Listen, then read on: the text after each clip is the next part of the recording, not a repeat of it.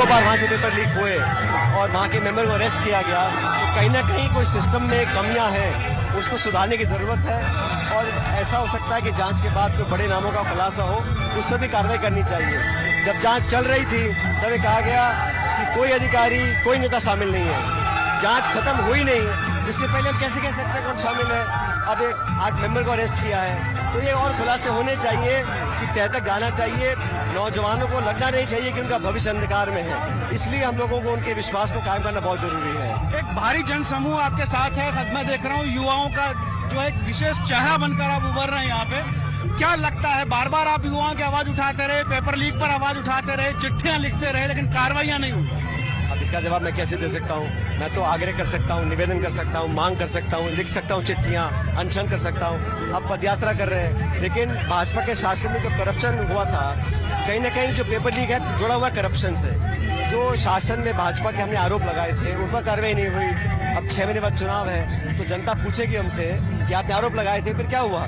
तो ये 5-5 साल की जो परिपाटी बनी हुई है, ये लोगों के जहन में सवाल आ सकता है, कहीं यही कारण तो नहीं है? ये बार बार जो बदलाव होता है, कुछ कार्रवाई ना करना एक कारण हो सकता है, लोगों के माइंड में बात आ सकती है। इसलिए उस भावना को खत्म करने के लिए हमें पारदर्शी तरीके से जांच घटित करनी चाहिए। और जो हमने मांग रखी थी उस टाइम, सीबीआई की जांच की मांग, अगर भाजपा की सरकार केंद्र में है और सीबीआई पर विश्वास नहीं है, तो मुझे लगता है कि हम लोगों को एक सिटिंग हाईकोर्ट जज की जांच करा देनी चाहिए। लेकिन जांच हो ताकि दूध का पानी और दूध का दूध हो। और ये जो रिस्पॉन्स मिल रहा है, लोग कह रहे हैं नींबू और दूध, मैंने तो कभी कहा ही नहीं, मैंने कभी एलिगेशन नहीं लगाया मिलीभगत का। वसुंधरा राजे ने कहा है नींबू और दूध। अब क्यों कहा, आप उनसे पूछ सकते हैं, मैंने तो कभी कहा ही नहीं, मैंने कभी एलिगेशन लगाया ही नहीं। मैं तो चाह रहा हूँ कि हम कार्रवाई करें। करप्शन एक दीमक की तरह सोसाइटी को खा रही है, तो हम लोगों को एक नया अध्याय शुरू करना पड़ेगा, स्वच्छ राजनीति का परिचय देना पड़ेगा। और कांग्रेस ने हमेशा करप्शन के खिलाफ बात तो रखा है, नौजवानों को प्राथमिकता दी है, ठीक वही बात मैं भी बोल रहा हूँ। आपने कल कहा कोई फूटी कोडी का आरोप आप पर नहीं लगा सकता। आपके पिताजी भी यहाँ रहे, राजनीति में रहे, सक्रिय राजनीति में बड़ा चेहरा रहे, उन पर कोई फूटी कोडी का आरोप नहीं लगा सकता। लेकिन मुख्यमंत्री ने आरोप लगाए हैं, वो ये कह रहे हैं कि पैसा अगर नहीं लौटाया है, खर्च कर दिया तो मैं दे दूंगा, AICC से दिलवा दूंगा। देखिए, मैं जब जनता की बात उठाता हूँ, वसुंधरा जी की करप्शन की बात उठाता हूँ, तो मुझ पे आरोप लगते हैं। मुझे कोई चिंता नहीं है, मुझे तो इससे भी निचले स्तर के आरोप लगेंगे, मुझ पे लगेंगे, मेरे साथियों पे लगेंगे, मेरे साथ काम करने वालों पे लगेंगे, मुझे परवाह नहीं है। क्योंकि ये राजनीति का एक पहलू बन गया अनफॉर्चुनेटली। लेकिन बात व्यक्ति की नहीं है, बात मुद्दे की है। हमने जो कहा हमने किया नहीं, तो जनता सवाल पूछेगी। नौजवान लाखों लाख बच्चे जिनके माँ बाप कैसे कैसे पैसा इकट्ठा करते हैं, ट्यूशन पढ़ाते हैं, उनकी कोचिंग कराते हैं, वो ओवरेज हो जाएंगे, उनके लिए क्या समाधान हम लोगों ने अब तक ढूंढा है? तो उस दिशा में काम करने की जरूरत है। बाकी आरोप तो लगाना बड़ा आसान है, क्योंकि मैं भी आरोप लगा सकता हूँ, लेकिन मैं कभी अमर्यादित भाषा का प्रयोग नहीं करता।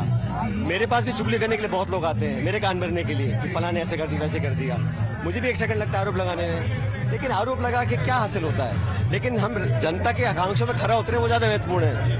पलट साहब, मैंने एक चेहरा देखा था पिछले चुनाव में, जो विधानसभा के बाहर लाठियां भी खा रहा था, युवाओं की आवाज बन रहा था। आज 2 दर्जन भी सीटें नहीं थी कांग्रेस की, और उसको 100 तक लेकर गया। लेकिन उसी चेहरे को दरकिनार करने की कोशिश। देखिए, मैं कोई श्रेय लेने वाला व्यक्ति नहीं हूँ, लेकिन मेरे पे जिम्मेदारी थी। पूरे 5 साल हम लोगों ने धरने दिए, प्रदर्शन किए, जेलों में गए, लाठियां खाई, घेराव किया। वसुंधरा जी के पास 163 विधायक थे 200 में से, बावजूद उसके हमने उनको कभी चैन से नहीं बैठने दिया। जब करप्शन हुआ हम सामने आके लड़े। सरकार हमारी बनी इसी मुद्दे पर बनी कि हम लोग उनके खिलाफ एक्शन लेंगे।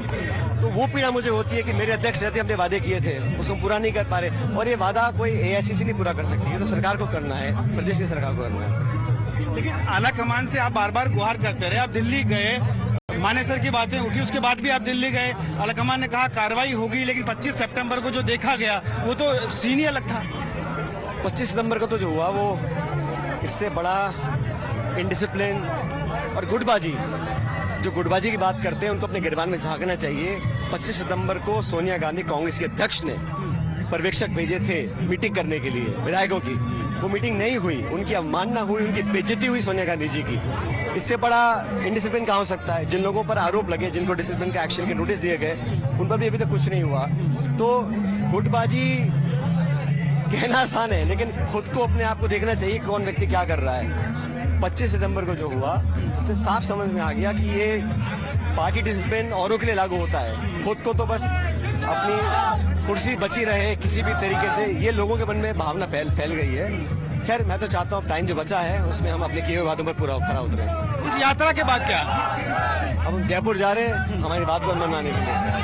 आखिरी सवाल है मेरा, यात्रा में मैं कहीं भी देख रहा हूँ कांग्रेस के झंडे नहीं है और राहुल गांधी प्रियंका गांधी की फोटो भी पोस्टर्स पर नहीं है। ऐसा नहीं है, हमारे इशू वही हैं जो हमेशा कांग्रेस पार्टी दशकों से उठा रही है। हमारे सिद्धांत, हमारी विचारधारा, हमारा करप्शन का इशू, नौजवानों का इशू ठीक वही है जो हमेशा हर कांग्रेस नेता बोलता है।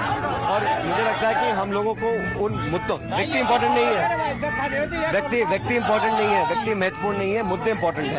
इसलिए हम लोगों को पब्लिक के सामने उन मुद्दों पर खरा उतरना ही पड़ेगा। तो व्यक्ति महत्वपूर्ण नहीं है, मुद्दे इंपॉर्टेंट है, ये कहना सचिन पायलट का। और सचिन पायलट ने टाइम्स नाउ ऑफ भारत से एक्सक्लूसिव बातचीत करते हुए वो तमाम बातें रखी जो अपने मन में पालकर वो इस यात्रा में लेकर चल रहे हैं। युवाओं की आवाज बनने की कोशिश और यहाँ अपना पूरा ताकत दिखाने की कोशिश जो पायलट कर रहे हैं, उसकी कामयाबी कितनी है वो तस्वीरों में पीछे आप देख सकते हैं। ये देखिए जिस तरह की तस्वीरें आपको नजर आ रही हैं वो Crucial political developments coming in from Rajasthan. Once again, Ashok Gehlot and Sachin Pilot are at loggerheads. On the other hand, the Congress party has distanced itself from this yatra which is being held by Sachin Pilot. And interestingly, as pointed out by our reporter as well, there is no flag of the Congress party that is being used in this yatra. We'll keep tracking all the political developments coming in from the state.